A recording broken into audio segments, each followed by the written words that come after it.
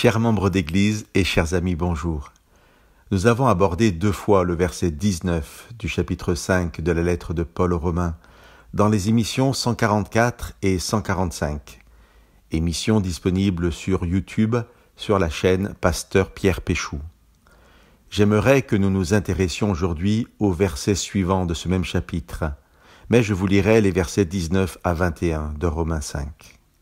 Tout comme, par la désobéissance d'un seul être humain, Adam, la multitude a été rendue pécheresse, de même, par l'obéissance d'un seul, Jésus, la multitude sera rendue juste.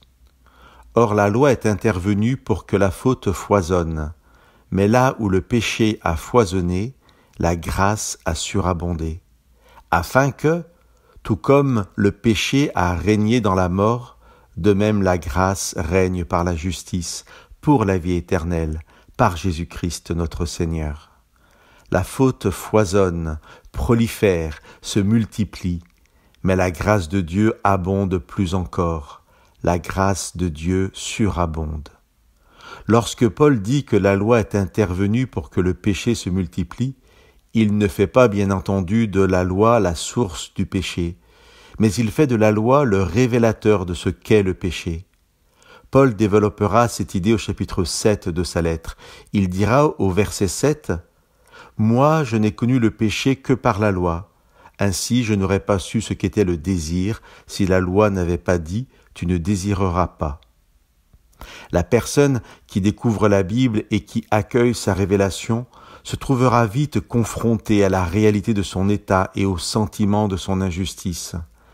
Mais cette même personne découvrira au même instant l'œuvre magnifique du salut accompli par Jésus-Christ et découvrira la grâce d'un salut gratuit.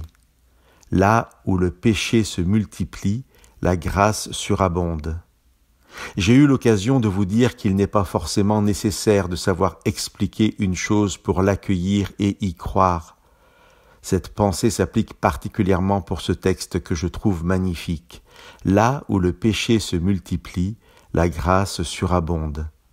Chers amis, je ne sais pas s'il est possible de rendre des ténèbres de plus en plus sombres, mais ce texte me dit que Jésus rendrait alors la lumière de plus en plus brillante.